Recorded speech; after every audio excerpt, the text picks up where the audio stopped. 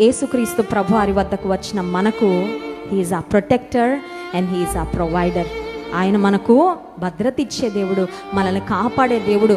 శత్రువు యొక్క కోరలు, అపవాది యొక్క కోరలు మనల్ని ముట్టకుండా, మనల్ని నష్టపరచాలని, హాని కలిగించాలని ఆలోచించే, యత్నించే శత్రువుల యొక్క ఆలోచనలు, పన్నాగాలు మన మీద పనిచేయకుండా మనల్ని కాపాడి భద్రపరిచే దేవుడు మాత్రమే కాదు, మన అవసరతలు కూడా ఆయన తీర్చే ఎంత గొప్ప దేవుడు అంటే అండి, కేవలం భౌతికపరమైన అవసరతలే కాదు, నీ మానసికమైన అవసరతలు కూడా దేవుడు. వెన్ యు ఆర్ డిప్రెస్డ్, ఈ రోజుల్లో ఎక్కువ మందికి వస్తున్న వ్యాధులు, రోగాలు ఏంటో తెలుసా? మానసికమైన రోగాలు.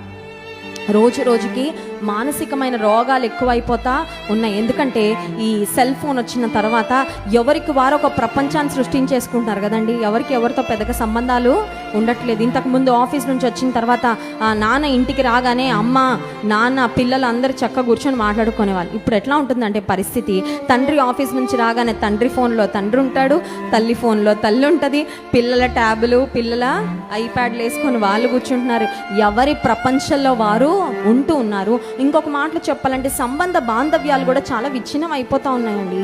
ఈ సెల్ ఫోన్లు, ఈ టెక్నాలజీ వచ్చిన తర్వాత మనుషుల మధ్యలో బంధాలు కూడా చాలా బలహీనం అయిపోతా ఉన్నాయి. ఎందుకంటే ఒక ఫ్యాంటసీ వరల్డ్లో, ఒక ఇమాజినేటివ్ వరల్డ్లో మనం బ్రతికేస్తూ ఇంకా అలా సమయాన్ని గడిపేయడానికి చాలామంది ఇష్టపడతా ఉన్నారు. మానసికమైన రోగాలు, రుగ్మతలు రోజు రోజుకి ఎక్కువైపోతూ ఉన్నాయి. యేసుక్రీస్తు ప్రభువారు ఆయన వద్దకు వచ్చిన వారి యొక్క ఆత్మీయమైన అవసరతలు తీర్చేవాడు, మానసికమైన అవసరతలు కూడా ఆయన he takes care of your emotional needs. నువ్వు కృంగిపోయి ఉంటే నిన్ను ఆయన ఆదరించే దేవుడు. నువ్వు డిప్రెషన్లో ఉంటే, నీకున్న ఆ భయంకరమైన తలంపుల నుండి, పరిస్థితుల్లో ఉండి దేవుడు నిన్ను లేవనెత్తే దేవుడు.